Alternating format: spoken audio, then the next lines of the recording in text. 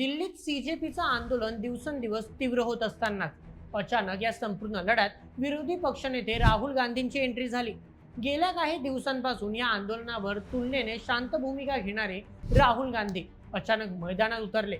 विद्यार्थ्यांच्या पेपरफुटीच्या मुद्द्यावर केंद्रीय शिक्षण मंत्री धर्मेंद्र प्रधान यांच्या राजीनाम्याची मागणी करत त्यांनी थेट पंतप्रधान नरेंद्र मोदी यांच्या शासकीय निवासस्थानाकडे मोर्चा वळवला. जवळपास 3.5 तास आंदोलन, घोषणाबाजी आणि राजकीय संघर्षानंतर पोलिसांनी राहुल गांधीसह अनेक आंदोलनकर्त्यांना ताब्यात घेतलं. विरोधकांनी याला लोकशाहीचा आवाज दडपण्याचा प्रयत्न म्हटलं, तर भाजपने या आंदोलनामागे वेगळंच राजकारण असल्याचा दावा केला.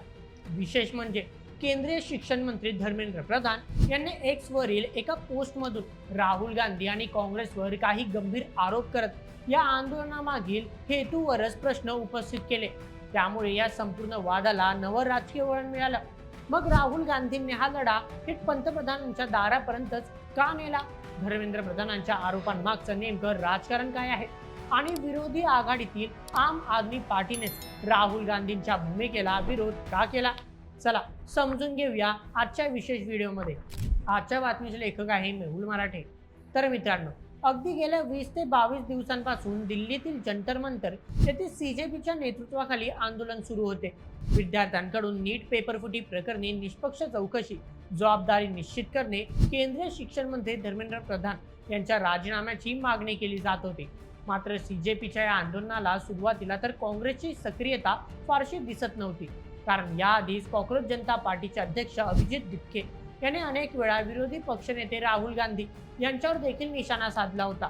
मात्र संसदेचे अधिवेशन सुरू झाल्यानंतर परिस्थिती अचानक बदलली. त्यानंतर काँग्रेसचे काही महत्त्वपूर्ण नेते सुरुवातीला आंदोलनाला भेटायला जाऊ लागले.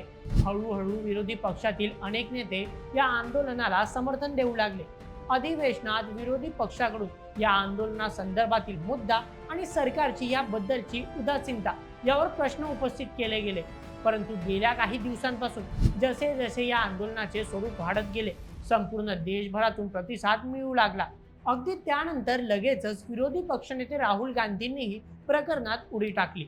नीट पेपरफुटी प्रकरणी शिक्षण मंत्री धर्मेंद्र प्रधान यांच्या राजीनाम्याची मागणी करत हजारो आंदोलकांसह ते थेट पंतप्रधानांच्या निवासस्थानाबाहेर जाऊन धडकले. आतापर्यंत विरोधी पक्ष या प्रकरणी सरकारवर टीका करत होते, संसदेत घोषणाबाजी करत होते, पत्रकार परिषद होत होती. परंतु यावेळी आंदोलनाची दिशा पूर्णपणे बदलली आणि संघर्ष थेट पंतप्रधानांच्या निवासस्थानापर्यंत पोहोचला. मग जवळपास 3 ते 3.5 तासांच्या आंदोलनात सरकार विरोधी घोषणाबाजी झाली. त्यानंतर पोलिसांनी विरोधी पक्षनेते राहुल गांधी यांच्यासह अनेक कार्यकर्त्यांना ताब्यात घेतले. या घटनेनंतर देशातील राजकीय वातावरण तापायला सुरुवात झाली. कारण फक्त एखाद्या साधारण कार्यकर्त्याला ताब्यात घेतले नव्हते, तर चक्क विरोधी पक्ष नेत्यालाच पोलिसांनी जबरदस्तीने आंदोलन स्थळावरून नेले होते. म्हणूनच या प्रकरणाची देशभरात जोरदार चर्चा सुरू झाली. विरोधी पक्षाकडून असा आरोप लावला गेला की केंद्र सरकार दडपशाही मार्गाने विरोध दाबण्याचा प्रयत्न करत आहे. पोलीस विभागाने सुरक्षा कारणांचा दाखला देत या आंदोलनात हस्तक्षेप केला आणि सर्व आंदोलनकर्त्यांना ताब्यात घेण्यात आलं. ताब्यातून सुटल्यानंतर राहुल गांधी यांनी सरकारवर पुन्हा निशाणा साधला. त्यांच्या मते विद्यार्थ्यांच्या भवितव्याशी संबंधित इतक्या गंभीर प्रश्नांवर सरकार संसदेत स्पष्ट उत्तर देण्याऐवजी आंदोलन दडपण्याचा प्रयत्न करत आहे. त्यांनी असा दावाही केला की हा संघर्ष केवळ एका परीक्षेचा नसून देशातील लाखो विद्यार्थ्यांच्या भविष्यासाठी आहे. परंतु या आंदोलनानंतर सर्वात मोठा राजकीय वाद निर्माण झाला तो केंद्रीय मंत्री धर्मेंद्र प्रधान यांच्या एक्स पोस्टमुळे. राहुल गांधींना ताब्यात घेतल्यानंतर धर्मेंद्र प्रधान यांनी एक्सवर एक सविस्तर पोस्ट शेअर करत काँग्रेस आणि राहुल गांधींवर थेट निशाणा साधला. त्यांनी सुरुवातीलाच असा दावा केला होता की सरकार पेपरफुटीच्या मुद्द्यावर संसदेत चर्चा करण्यास तयार असतानाही काँग्रेसने चर्चेऐवजी संघर्षाचा मार्ग निवडला. त्यांच्या मते विद्यार्थ्यांच्या प्रश्नांवर उपाय शोधण्यापेक्षा या मुद्द्याचा राजकीय भांडवल करण्याचा प्रयत्न होत आहे. इतकंच नाही तर पंतप्रधानांच्या शासकीय निवासस्थानापर्यंत मोर्चा नेण्याच्या निर्णयावरही त्यांनी प्रश्न उपस्थित केले. धर्मेंद्र प्रधान यांच्या मते लोकशाहीत आंदोलन करण्याचा अधिकार प्रत्येकाला आहे. मात्र देशाच्या पंतप्रधानांच्या निवासस्थानासारख्या अतिसंवेदनशील ठिकाणाला लक्ष करणं हा केवळ आंदोलनाचा भाग नसून त्यामागे वेगळा राजकीय संदेश दडलेला दिसतो. त्यांनी आपल्या पोस्टमध्ये आणखी एक मुद्दा मांडला. त्यांच्या म्हणण्यानुसार पेपर फुटी हा विद्यार्थ्यांच्या भविष्याशी संबंधित अत्यंत गंभीर विषय आहे. त्यामुळे या प्रश्नावर सर्व पक्षांनी एकत्र येऊन उपाय शोधायला हवा. मात्र काँग्रेसने विद्यार्थ्यांच्या असंतोषाचा राजकीय दबाव निर्माण करण्यासाठी वापर केल्याचा आरोप त्यांनी केला आहे. धर्मेंद्र प्रधान यांनी अप्रत्यक्षपणे असा दावाही केला की संसदेत चर्चा सुरू असताना रस्त्यावरचा संघर्ष उभा करून सरकारला राजकीयदृष्ट्या घेरण्याचा प्रयत्न केला जात आहे. त्यामुळे या आंदोलनामागे विद्यार्थ्यांचा प्रश्न कमी आणि राजकीय रणनीती जास्त असल्याचा संदेश त्यांनी देण्याचा प्रयत्न केला. धर्मेंद्र प्रधान यांच्या या पोस्टनंतर भाजपच्या अनेक नेत्यांनीही राहुल गांधींवर टीका केली. भाजपचा दावा होता की काँग्रेसला विद्यार्थ्यांचा प्रश्न सोडवण्यापेक्षा सरकार विरोधी वातावरण निर्माण करण्यात अधिक रस आहे. यामुळे या आंदोलनाला विद्यार्थ्यांच्या न्यायाची लढाई न म्हणता राजकीय आंदोलन म्हणून पाहिलं पाहिजे, अशी भूमिका भाजपकडून मांडली गेली. मात्र काँग्रेसने हे सर्व आरोप स्पष्ट शब्दात फेटाळून लावले. काँग्रेसचं म्हणणं होतं की जर सरकार खरंच चर्चेसाठी तयार होतं तर विद्यार्थ्यांच्या मागण्यांवर ठोस निर्णय का झाला नाही. संसदेत विरोधकांकडून हा प्रश्न वारंवार उपस्थित केला जात असतानाही समाधानकारक उत्तर मिळालं नाही, असा आरोप काँग्रेसने केला. राहुल गांधी यांनीही ताब्यातून सुटल्यानंतर पुन्हा स्पष्ट केले की हा संघर्ष कोणत्याही एका पक्षाचा नाही तर लाखो विद्यार्थ्यांच्या भविष्याचा आहे. सरकारने आंदोलनाकडे कायदा सुव्यवस्थेचा प्रश्न म्हणून न पाहता विद्यार्थ्यांच्या वेदना समजून घेतल्या पाहिजेत, अशी भूमिका त्यांनी मांडली. म्हणजेच या एका आंदोलनावर दोन पूर्णपणे वेगळे दावे समोर आले.